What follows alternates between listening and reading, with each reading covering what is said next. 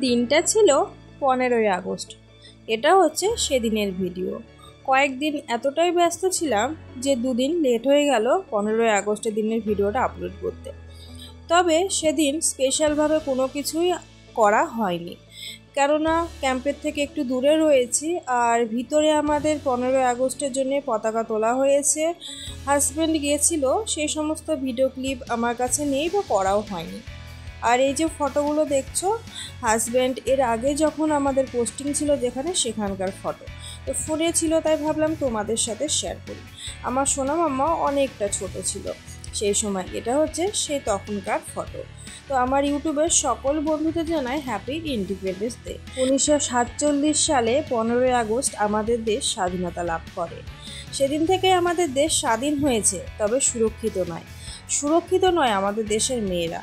হ্যাঁ, আমরা কেউই কিন্তু কোনো জায়গাতে সেফটি বা সুরক্ষিত নয়, কেননা আমাদের দেশে নানা রকম ঘটনা ঘটে চলেছে।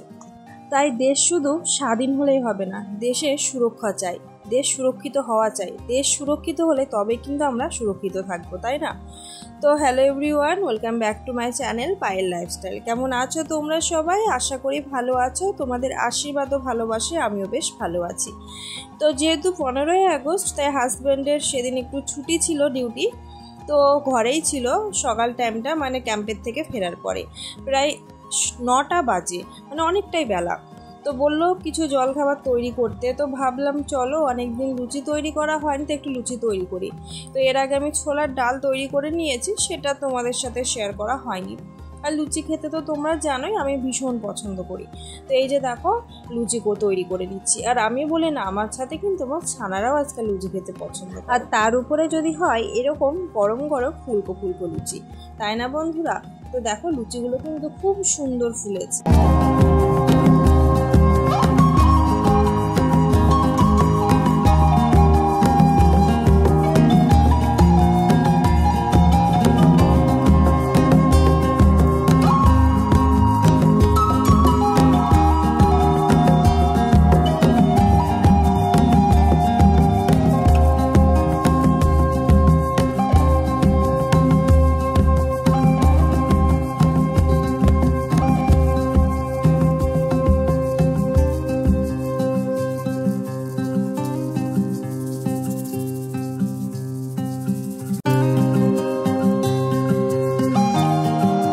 লুচি ভেজে হাজবেন্ডকে খেতে দিয়েছি, তার সাথে আমি নিজেও খেয়ে নিয়েছি।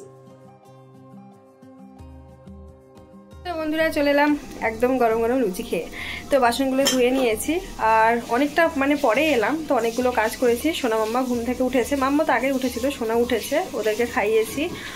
আর দুপুরে রান্না প্রায় বসিয়ে দিয়েছি। আমি কি রান্না করছি সেটা পরে দেখাচ্ছি তোমাদের। তার আগে সকালে বাইরে অনেক জামা কাপড় রোদ্দুতে দিয়েছি, আর আজকে প্রচণ্ড রোদের তাপ।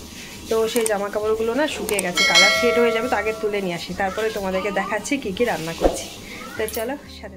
এখানকার ওয়েদার এতটাই বাজে কি বলবো। তবে ওয়েদারের কাছে কারোর কিন্তু হাত নেই, এটা প্রকৃতির নিয়ম, যেভাবে চলবে সেভাবেই আমাদের চলতে হবে। কিন্তু এই ওয়েদারে না বেশিরভাগ মানুষ অসুস্থ হয়ে পড়ছে, প্রত্যেকটা ঘরে ঘরে সবাই অসুস্থ হয়ে পড়ছে। এমনকি আমার ফ্যামিলিতে আমরা 4 জন রয়েছি, 3 জন অলরেডি অসুস্থ আমরা হয়ে গেছি, মানে প্রত্যেকের জ্বর ঠান্ডা কাশি হয়েই চলেছে। এই কারণেই যে বৃষ্টি হচ্ছে, লাইট থাকছে না, গরম, সেই গরমে সবার ঘাম দিচ্ছে, তাতে ঠান্ডা লেগে যাচ্ছে। তার উপরে এই যে দেখো, আজকে এত পরিমাণে রৌদ্র দিচ্ছে যে ঘরের নিচে নেমে আসা যাচ্ছে না, মানে এতটাই রৌদ্র দিচ্ছে। তারপরে আবার দেখি কালো মেঘ চলে এসেছে। মানে একদিকে দেখতেই পাচ্ছ আকাশটা কত সুন্দর লাগছে দেখতে, শরৎকালের আকাশের মতো লাগছে, মনে হচ্ছে মা দুর্গার আগমন হচ্ছে। আর একদিকে আবার কালো মেঘের ছায়া চলে এসেছে। জানি না বৃষ্টি হবে কিনা, তবে প্রচণ্ড রৌদ্র গরম ছিল। তো আমি ভাবলাম চলো বন্ধুরা, তোমাদেরকে একটু আকাশটা দেখিয়ে দিই, তারপরে লেগে পড়বো দুপুরের রান্না বান্নায়। জামা কাপড়গুলো তুলে ঘরে রেখে এলাম, এখন আর ভাঁজ করব না, আগে রান্নার কাজটা শেষ করি। এখানে 2টো তাল রাখা আছে, দেখতে পাচ্ছ, পরশুদিনকে জন্মাষ্টমী, তো সেই কারণে কিন্তু বাবু এনেছে। আর ভিডিওটা যেহেতু 15ই আগস্টে, 2 দিন আগের ভিডিও, কিন্তু জন্মাষ্টমীর পরের দিন তোমরা আপলোড পাচ্ছ। ওই যে বললাম না, কোনো কারণে লেট হয়ে গেছে। এদিকে দেখো, রান্না বসিয়েছিলাম, আলু ভেন্ডি পেঁয়াজ লঙ্কা দিয়ে চচ্চড়ি করে নিচ্ছি। খুব বেশি মশলা না, হালকাভাবে করছি, একটু ঝাল ঝাল করে। এরকমভাবে আলু ভেন্ডি চচ্চড়ি করলে খেতে বেশ ভালো লাগে। আর তার সাথে করবো আজকে সোয়াবিন রান্না। তো বন্ধুরা তোমরা ভাবতেই পারো সোয়াবিনটার স্পেশাল কি। আজকের সোয়াবিনটা কিন্তু একেবারে স্পেশাল। কেন বলো তো, একদম নতুন ধরনের সোয়াবিন রান্না করবো। চলো তোমাদের দেখাই। এই যে সোয়াবিনের প্যাকেটটা দেখতে পাচ্ছ, কত বড় বড় সোয়াবিনগুলো, তাই না? হ্যাঁ, একেবারে নতুন সোয়াবিন দোকানে এসেছে, তো হাজবেন্ড দেখছি নিয়ে এসেছে। তো আজকে এই সোয়াবিনটাকেই রান্না করবো একটু চিকেনের মতো করে, একটু মশলা অ্যাড করে। তো এদিকে দেখতেই পেলে আলু ভেন্ডির সবজিটা হচ্ছে, ভাত ফুটছে। তো ভাবলাম কারেন্টের তো কোনো ভরসা নেই, মশলাটাকে রেডি করে রাখি। তো মশলা দেখতে পাচ্ছ কেটে রাখা আছে। তো হাজবেন্ড যেহেতু ঘরে রয়েছে, ও কিন্তু আজকে আমাকে মশলাগুলো সব রেডি করে দিয়েছে। বুঝতেই পারছো অনেকটা বেলাতে লুচি করেছি, তারপরে বাসন ধুয়েছি, আর প্রচণ্ড গরম দিচ্ছে। মাথার চুলটাকে দেখতে পাচ্ছ জড়িয়ে উপরে তুলে রেখেছি, এতটাই গরম লাগছিল।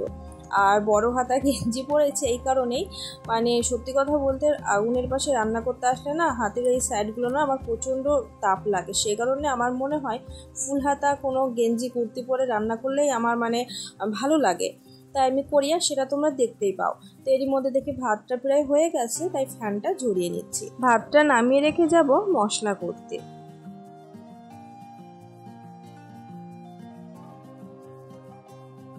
ভাত নেমে গেছে, আলু ভেন্ডির সবজিও রান্না হয়ে গেছে, মশলাও করে নিয়েছি। এবার আমি কড়াইয়ে জল দিয়ে এই যে সোয়াবিনগুলো দেখতে পাচ্ছ সেদ্ধ করে নেব। আর সোয়াবিনগুলোর সাইজ দেখছো কত বড়, একটা চিকেন পিস মানে চিকেনের পিসকে ফেল মারবে, এতটাই বড়। তারপরে সেদ্ধ করার পরে কিন্তু আরও ফুলবে। আর এখানে কিন্তু হাতের কাছে ছোট সোয়াবিন কয়েকটা বেঁচে ছিল ঘরে, সেগুলো আমি কিন্তু অ্যাড করে দিয়েছি। তো এই দুই রকম সোয়াবিন দিয়ে আজকে আমি রান্না করবো সোয়াবিনটা। আর এই ফার্স্ট টাইম রান্না করছে এই বড় সোয়াবিন, আর রান্না করে দেখবো টেস্ট কেমন।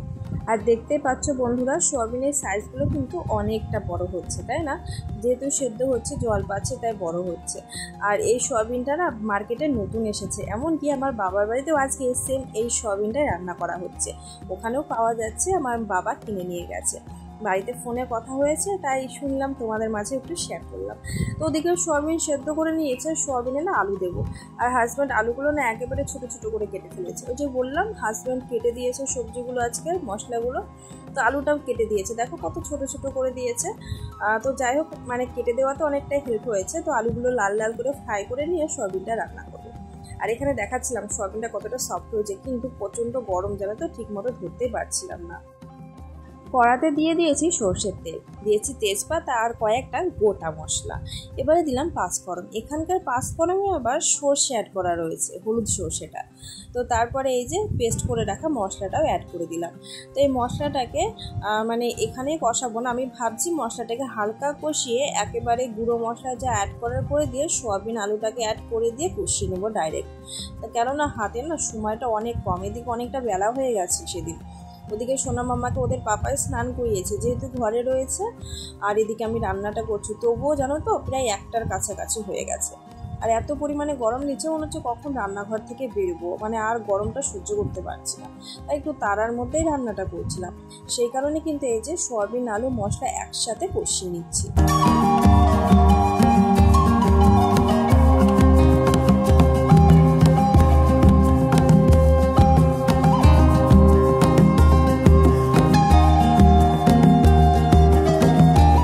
সোয়াবিনটাকে কষিয়ে ঢাকা দিয়েছিলাম।